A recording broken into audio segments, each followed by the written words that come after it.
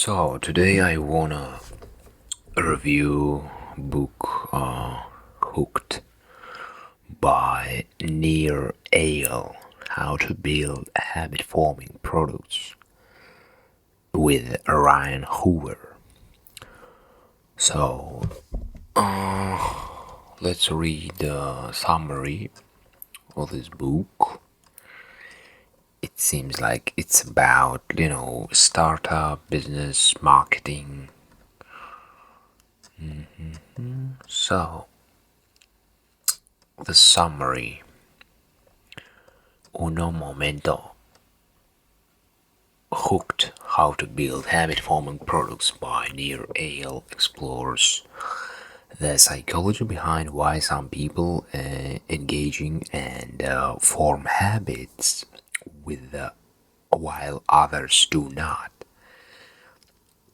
The book presents a model called the hook model, which is a four-step process that companies use to build customer habits.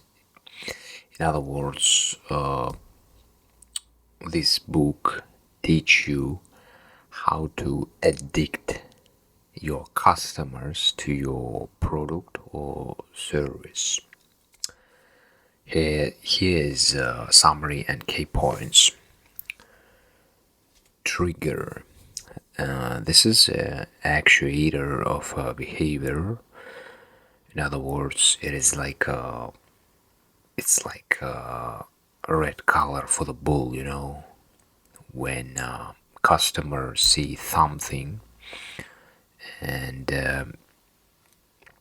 it's design of the product or service, and it is kind of subconsciously make him want to buy you or like use your product or service.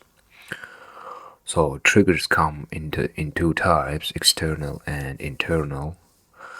Habit forming products start by alerting users with external triggers like an email, a website link, or the app icon on a phone through successive cycles through the hook.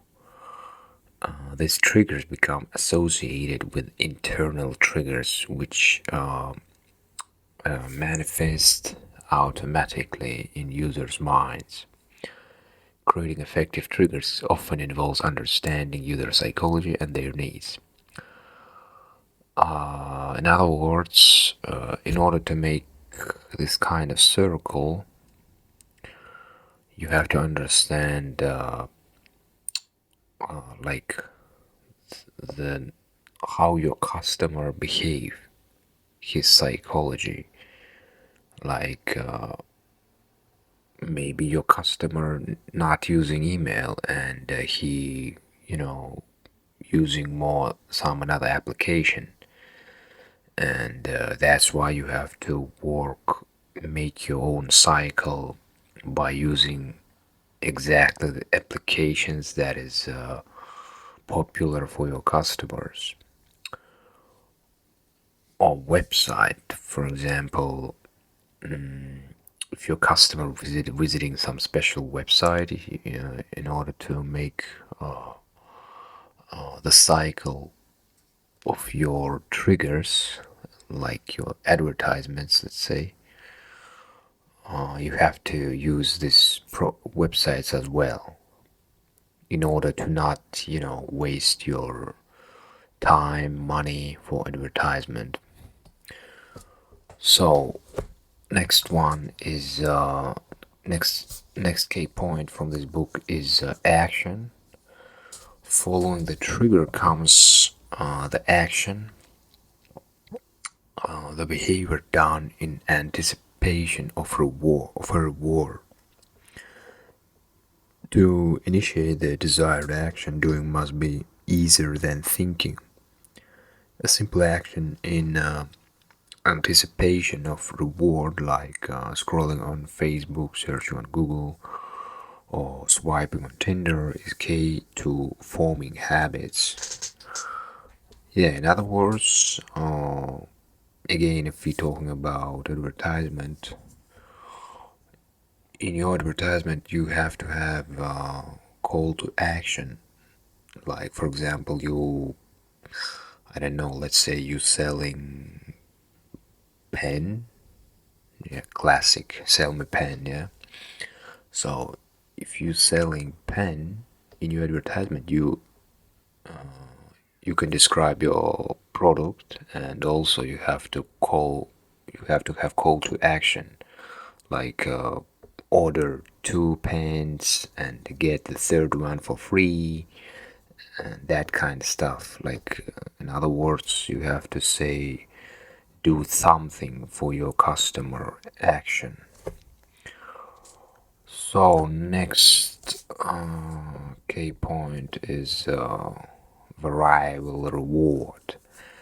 This is where the user's action is rewarded, but on a variable schedule.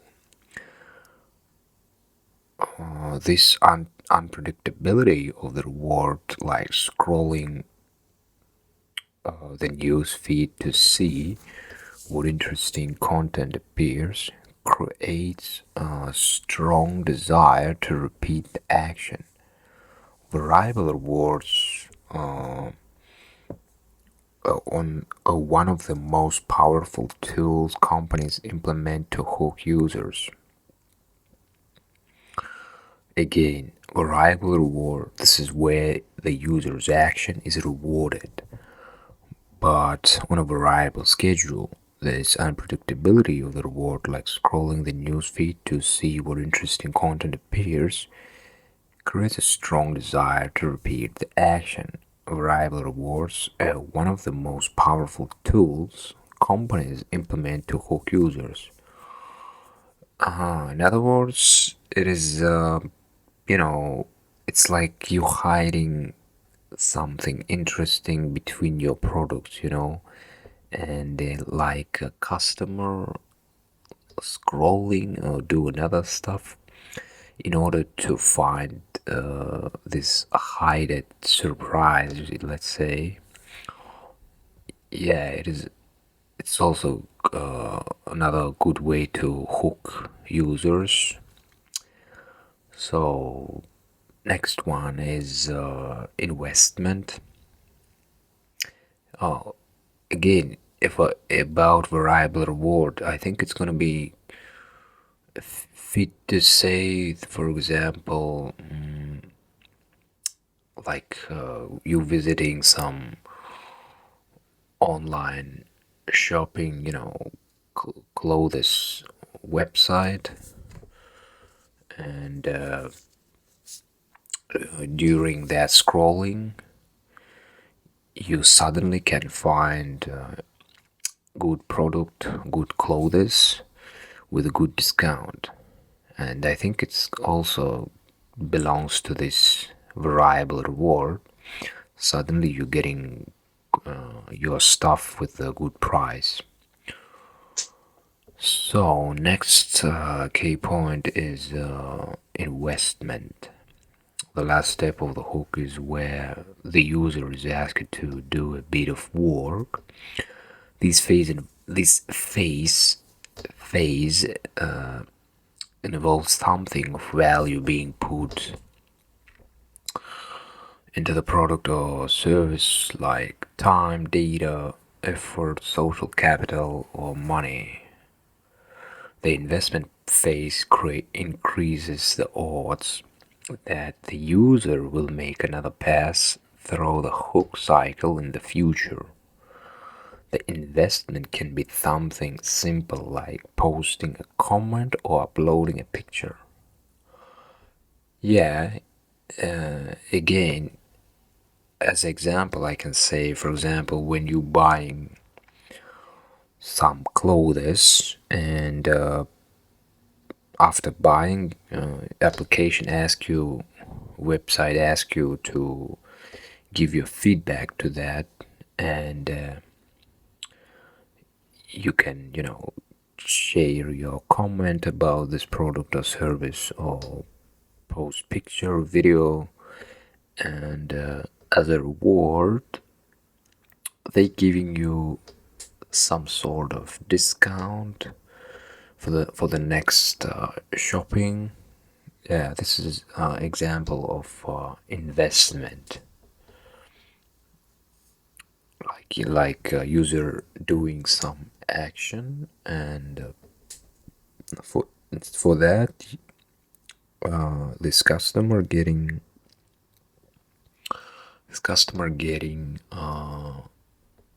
another benefit.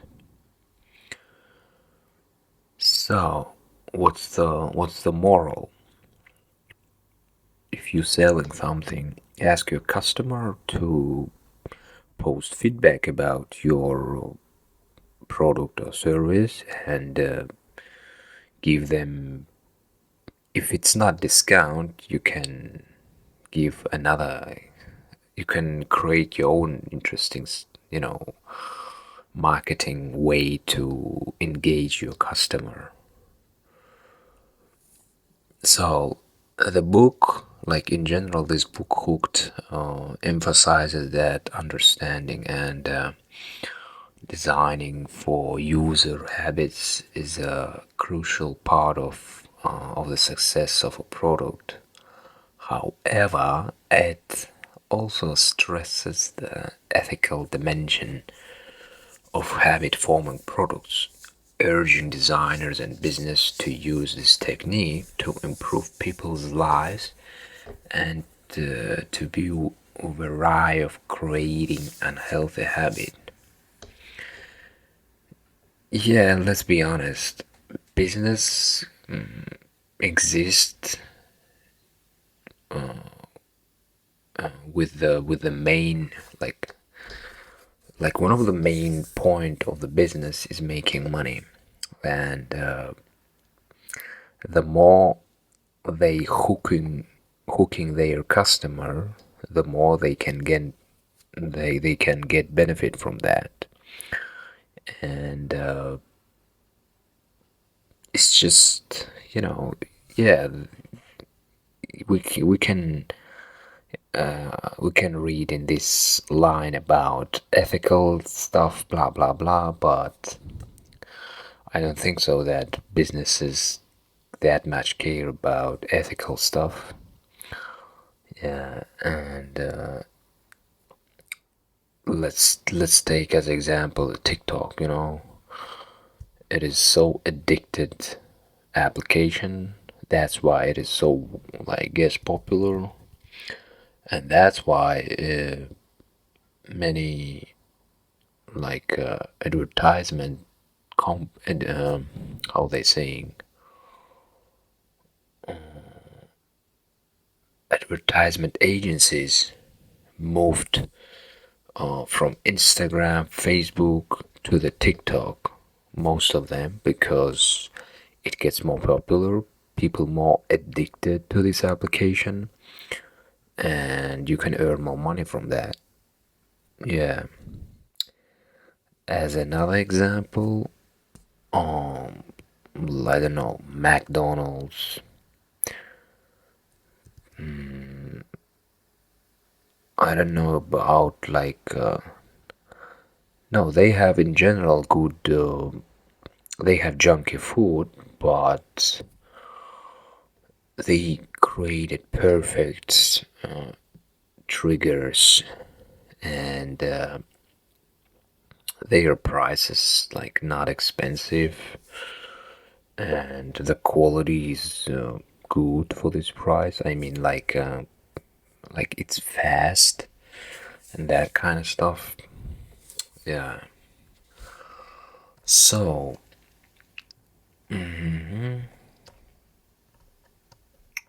so another thing, how you can use advices from this book in real life. Let's check out, like, the list of advices from this book, how you can realize in these advices in real business or startup. So here's some practical takeaways from the book. First of all, identify triggers.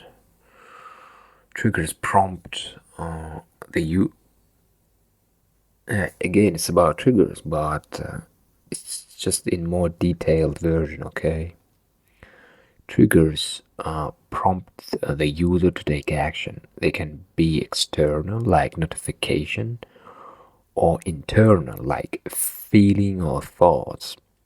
To make a product habit forming, you need to understand triggers your what triggers your users. For example, a fitness app might use the trigger of a user feeling sluggish or wanting to get in shape. Yeah, as in other words, you have to show your customer the final result, the desire of what your customer want. If it's fitness, if it's fitness app, you have to show, in a good shapes, some body, or if you're selling like some vacation tickets, tourism, you have to make an image with the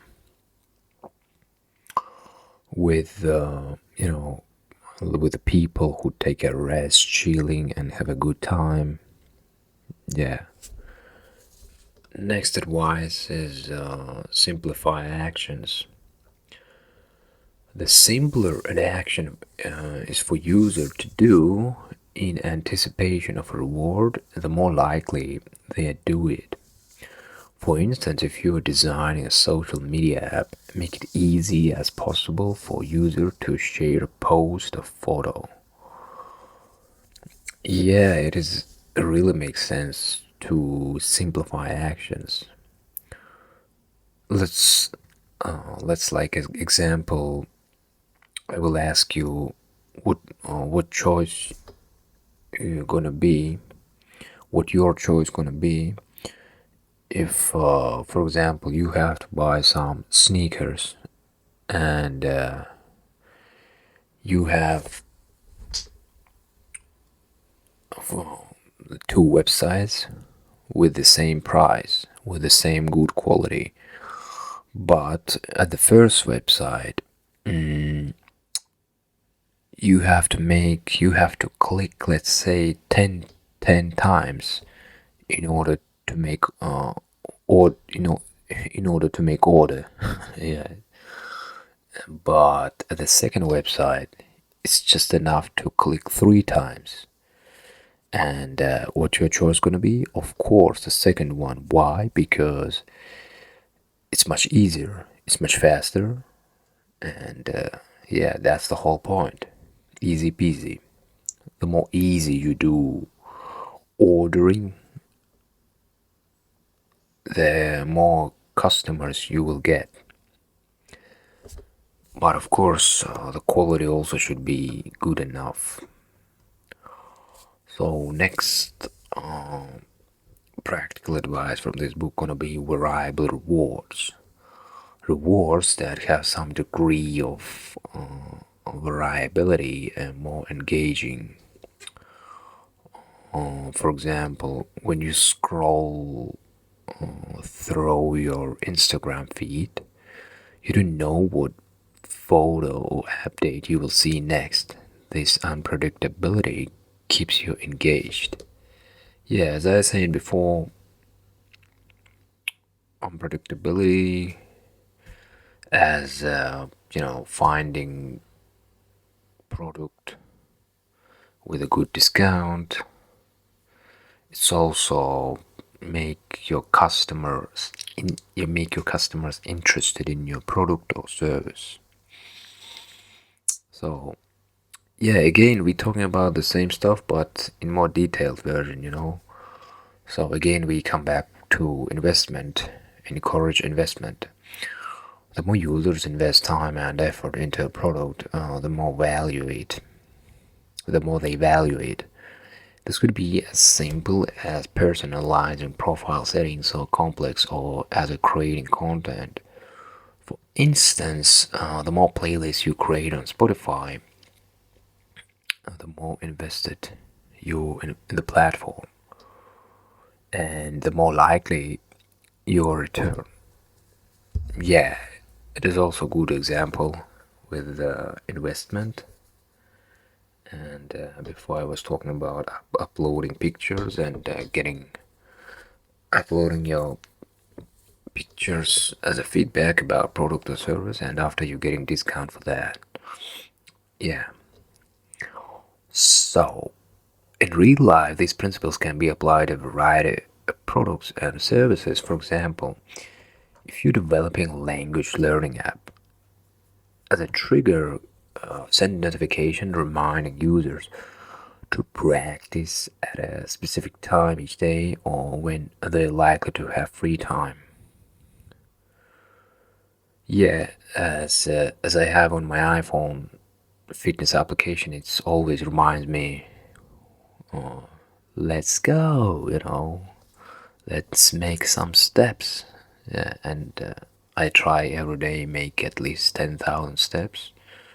And it's also thankfully to this application actually because when I'm busy with my stuff, it's saying, "Oh, maybe we're gonna take a walk. Let's go outside." So, another action, another thing which is related with, as example, with the learning language app, develop a language learning app is as action you can make it easy to start a lesson. To use the user should be able to start learning with just one or two taps or clicks. Yeah, yeah. It's again about making easy to make order to me to be your customer. Yeah, in other words, don't make things complicated to your customer. Make them interested to get you. Don't put the barriers in front of your customer. If you're developing language, if you're developing a language learning app, make signing up just in with 3 clicks, not 33 clicks. So as a variable reward for your service, mix up the types of exercises and content in each lessons. Mix up the types of exercises and content in each lessons so the user doesn't know exactly what to expect. This keeps the experience fresh and engaging. Yeah, in other words, don't be boring, be interesting for your customer. You have to, I think, I have a metaphor like you have to imagine your customer as a kid, and you know that kids also like surprises, and you have to from time to time show them this kind of surprises that is related with your product. Yeah. So next one, oh, next advice as investment that is related as example for language learning app gonna be allow users to track their progress, earn badges or reach milestones. The more they invest in their learning journey, the more likely they to stick with it. Yeah, it's again about, we're already talking about third times about investment. Like, ask your customer do something, you know, in order to make your customer more engaged to your product service and make it in an interesting way. and the more your customer gonna do some actions, the more he gonna be addicted, hooked to your product or service. So let's read this, like let's choose some chapter from this book and read in 1 hour. It's, of course, we will not gonna read the whole book, but actually the whole book is not so big, it's just about 186 pages.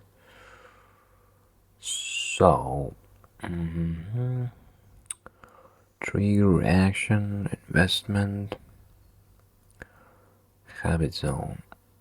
Okay, it seems like first chapter, habit zone, the habit zone. So when I run, I zone out. I don't think about what my body is doing, and my mind usually wanders elsewhere. I find it relaxing and refreshing, and I run about 3 mornings each week. Recently, I needed to take an overseas client call during my usual morning run time. No biggie, I thought. I can run in the evening instead. However, the time shifted created some peculiar behaviors that night. I left the house for my run at dusk, and as I was about to pass a woman taking out her trash, she made eye contact and smiled. I politely saluted her with good morning and then caught my mistake. I mean, good evening, sorry. I corrected myself, realizing I was about 10 hours off. She furrowed her brow and cracked a nervous smile. Yeah, maybe she was thinking that he's a psycho, which pretending that he making mistakes. Yeah, who knows? So, slightly embarrassed, I noted how my mind had been oblivious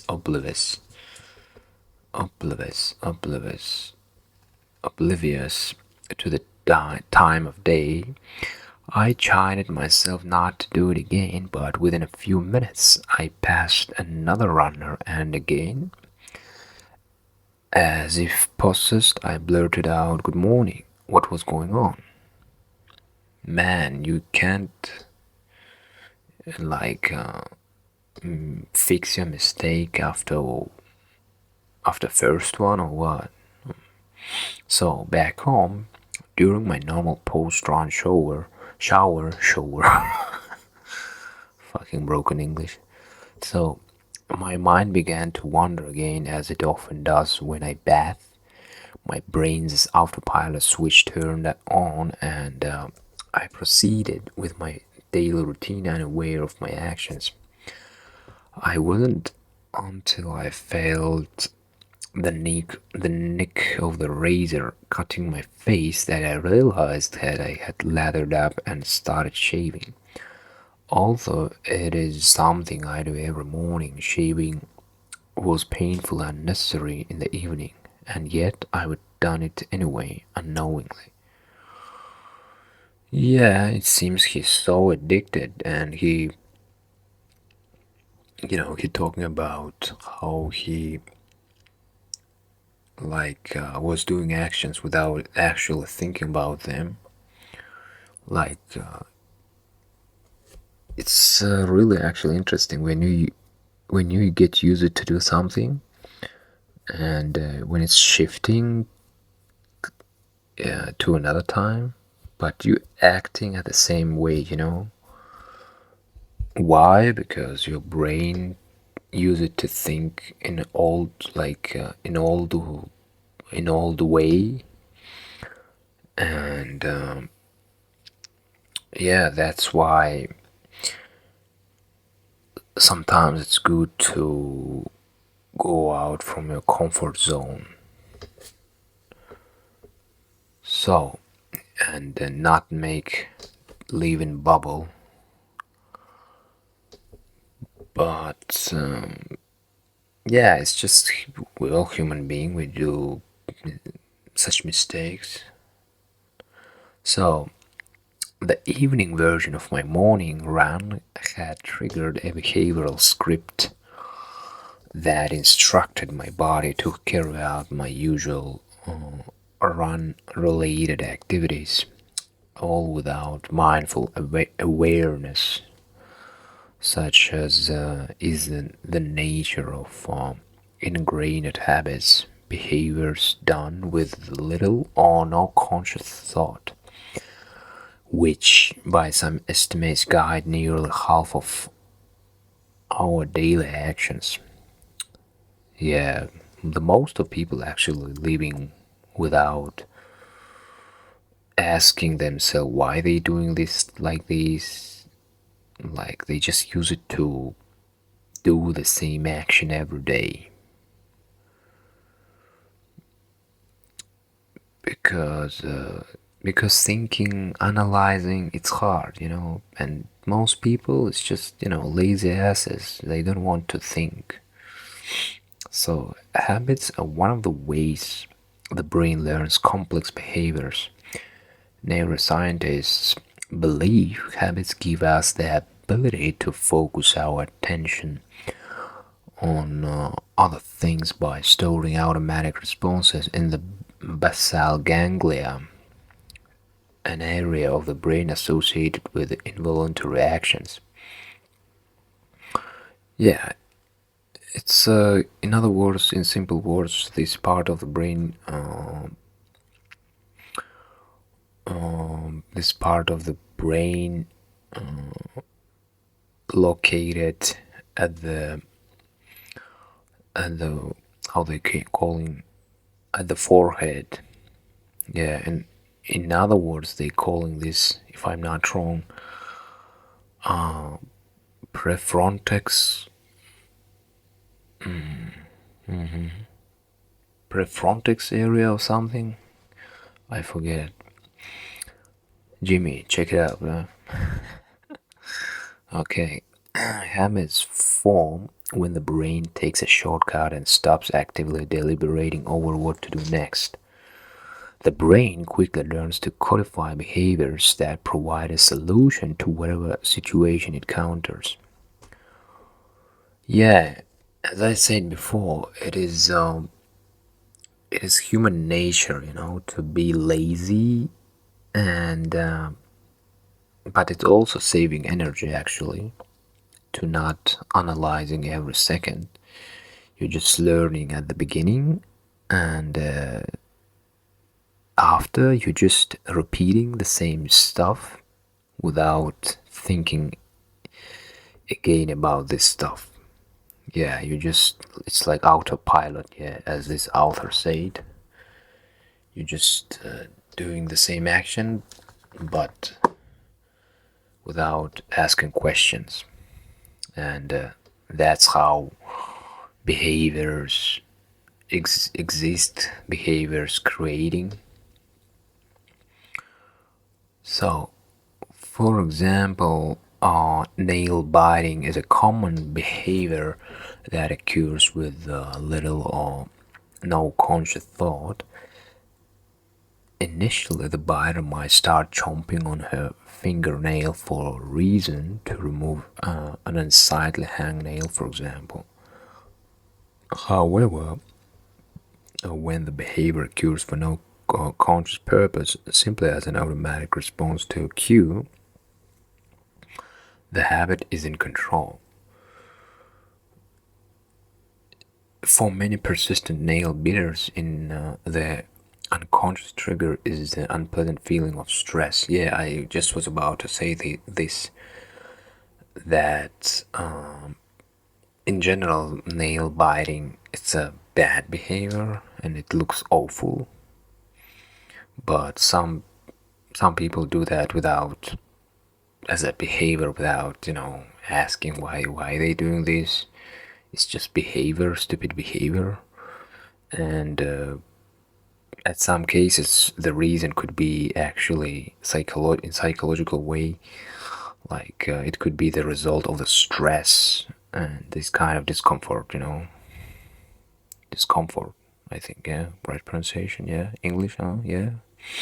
Okay, so for many persistent nail biters, the unconscious trigger is unpleasant feeling of stress. The more the biter associates the act of nail chomping with the temporary relief it provides, the harder it becomes to change the conditioned response.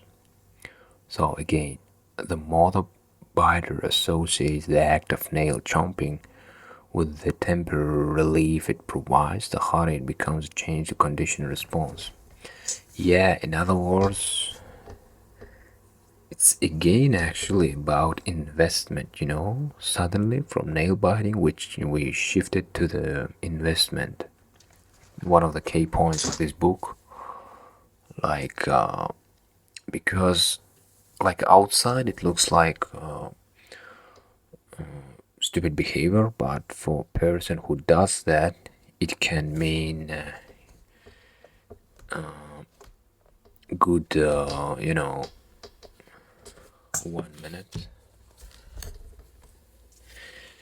But for a person who biting his nails, it actually can mean that he enjoying the process.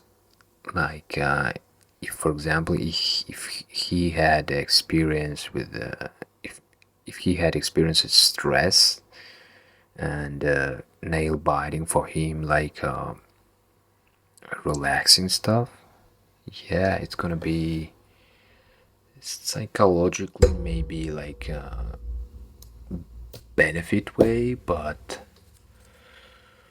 his real actions creepy, weird, stupid, awful. Yeah, don't bite your nails, please, for God's sake.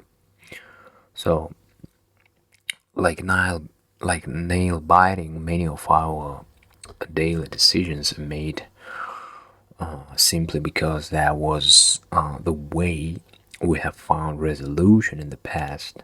The brain automatically deduces that if the decision was a good one yesterday, then it's a safe bet again today, and the action becomes a routine. Yeah, actually, this the problems of most of the people when they get used to do the same stuff, and especially when they get older and they use it to do the same job every day, it's going to be hard for them to shift to another behavior, to learn new things. That's the one of the important stuff. To learn new things is going to be difficult for them because of the age, because of their old, because of their old behavior. Why? Because their brain think like if that was giving benefit for you before, why you want to learn new things? Come on, let's take a beer and watch the TV. I'm just simplifying as an example. Yeah, that's why it is, I think, crucial to every day learn new stuff that is related with your major. And why? Because by this behavior, your brain gonna be flexible, and you're gonna be more professional, especially in this digital age. Some of the jobs not actual anymore, and those people should shift to sometimes to another completely another major, and who gonna be more successful. Try to guess. Those people who was keep learning new things and they was able to change their behavior. That's all about actually behavior. So on my run, my brain had also associated making eye contact with another person during my run with a standard good morning greeting. Those I automatically uttered these words no matter how inappropriately time it. So why habits good for business? Of our programmed behavior so influential in guiding our everyday actions. Surely, harnessing the same power of habits can be a boon for industry. Indeed, for those able to shape them in an effective way, habits can be very good for the bottom line. Yeah, but if we talking about from business perspective, it's gonna be like more beneficial for you to make your customer addicted to your product. Maybe it sounds cynical, but it is what it is. And yeah, to make your customer addicted to your product service, and after a while, it becomes the behavior of your customer, and that's what you need. So habit forming products change user behavior and create unprompted user engagement. The aim is to influence customers to use your product on their own again and again without relying on overt calls to action such as ads or promotions. Once a habit formed, the user automatically triggered to use the product during routine events such as wanting to kill time while waiting in line. All it sounds like selling drugs. But in general, yeah, the more your customer get addicted, the more your business successful. So, however, the framework and practices explored in this book are not one size fits all and do not apply to every business or industry. Entrepreneurs should evaluate how user habits impact their particular business model and goals. While the viability of some products depends on habit formation to thrive, that is not always the case. So, again, however, the framework and practices explored in this book are not one size fits all and do not apply to every business or industry. Entrepreneurs should evaluate how user habits impact their particular business models and goals. While the viability of some products depends on the habit formation to thrive, that is not always the case. Yeah, of course, the tons of different businesses, and you just have to learn to adapt new things to your business, and you just have to adapt. And if you like if you have some doubts, you just have to test it.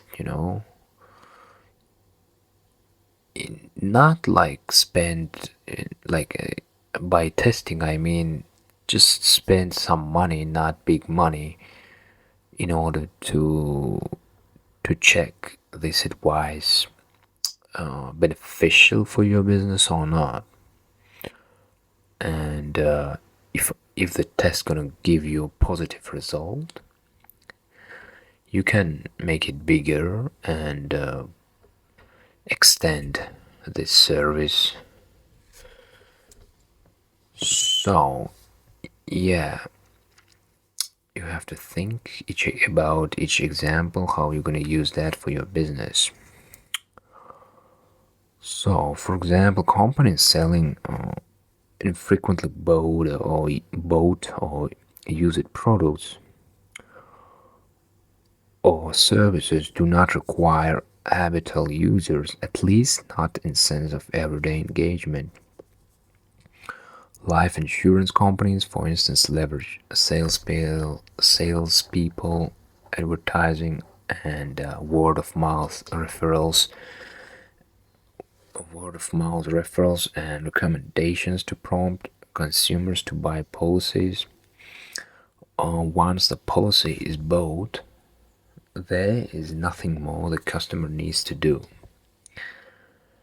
Yeah, some products not need everyday engagement as a life insurance company, yeah, but you have to keep in mind that from time to time you have to remind about yourself, and as a reward, for example, you can say to your customer, if you will bring your friend, we will give you, I don't know, some money or make discount for you, maybe this way. Yeah, again, it's about adapting to your business. So, in this book, author refer to products in the context of business that require ongoing unprompted user engagement and therefore need to build user habits. I exclude companies that compel customers to take action through other means. So, again, in this book, I refer to products in the context of business that require ongoing, unprompted user engagement and therefore need to build user habits. I exclude companies that compel customers to take action through other means. I exclude companies that compel customers to take action through other means. Yeah, again, author reminding that the goal of this book is make your customer hooked, addicted, and the whole book about this. So, before diving into the mechanics of how habits are made, we must first understand their general importance and competitive benefits for business. Habit formation is good for business in several ways. So, again, before diving into the mechanics of how habits are made, we must first understand the general importance and the competitive benefits for business. Habit formation is good for business in several ways. Of course, it's good. Of course, it's perfect when you have customers. When you have customers that wanna use your product, buy your product more and more because you can make more money. So another like a title in this book is increasing customer lifetime value. So lifetime value, let's check out formal definition. Lifetime value of customer.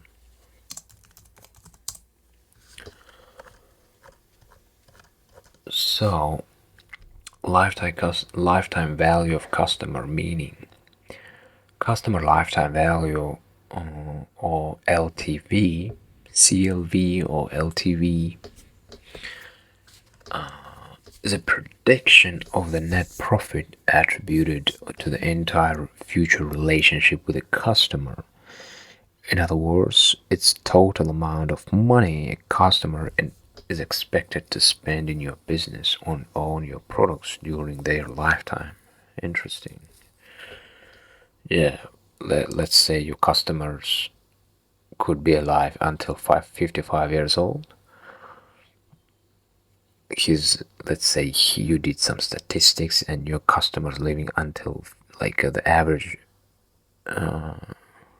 max age is 55 years old, and during that lifetime you counting how much your customer can spend money into your business. Yeah, this is useful term. So this is an important figure because it helps business to understand how much revenue they can expect on one customer to generate over the course of the business relationship. The longer customer continue to purchase from company, the greater their lifetime value becomes. Yeah, the more your customer will be alive, the more you will get money. Yeah, and you can text every day to your customer, please don't die. So it's also a useful metric for understanding your customers better, and helps in making decisions about sales, marketing, product development, and customer support.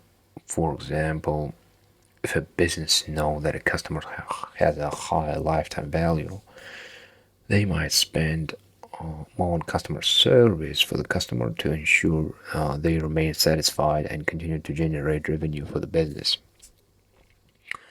Now, actually, I get better the point of why services ask you when you purchase something.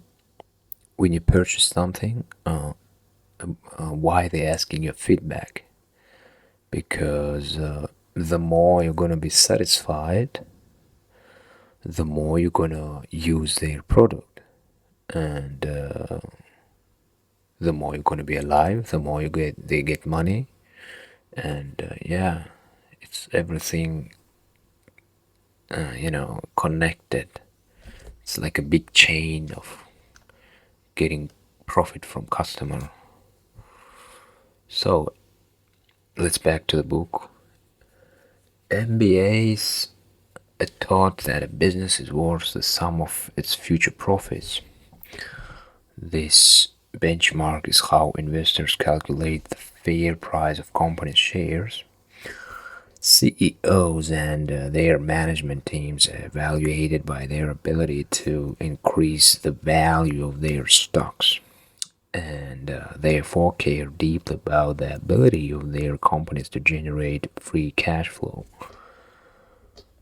Management's job in the eyes of shareholders to implement strategies to grow future profits by increasing revenue or decreasing expenses. Fostering consumer habits is an effective way to increase the value of a company by driving higher customer lifetime value, CLTV, the amount of money made from a customer before that person switches to a competitor, stops using the product, or dies.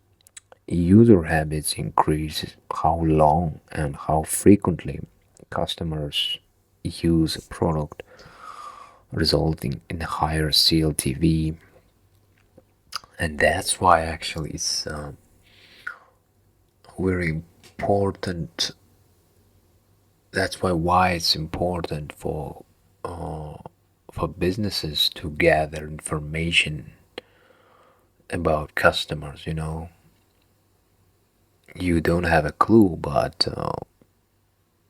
applications in your iPhone getting as much more information they can about you as a customer,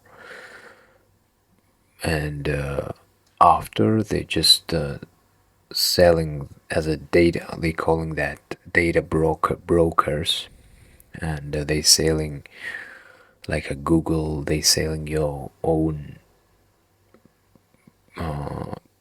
privacy information to the businesses and get benefit from you.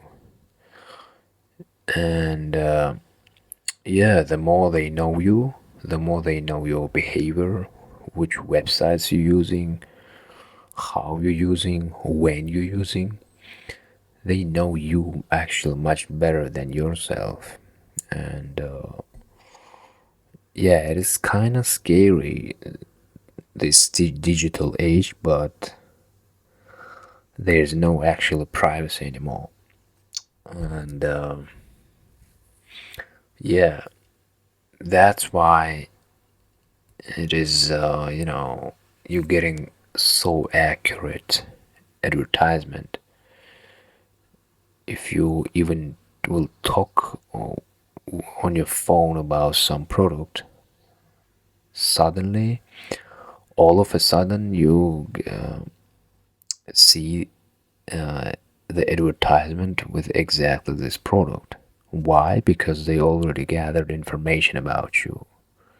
Yeah, Big Brother watching you.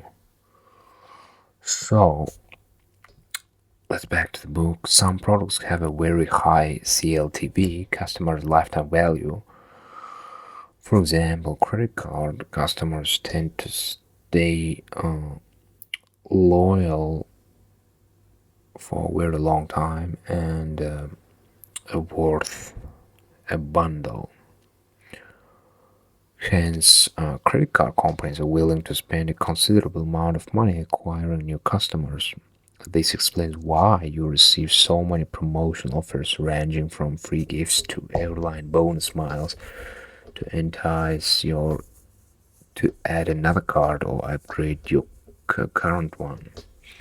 Your potential CLTV justified credit card companies' marketing investment.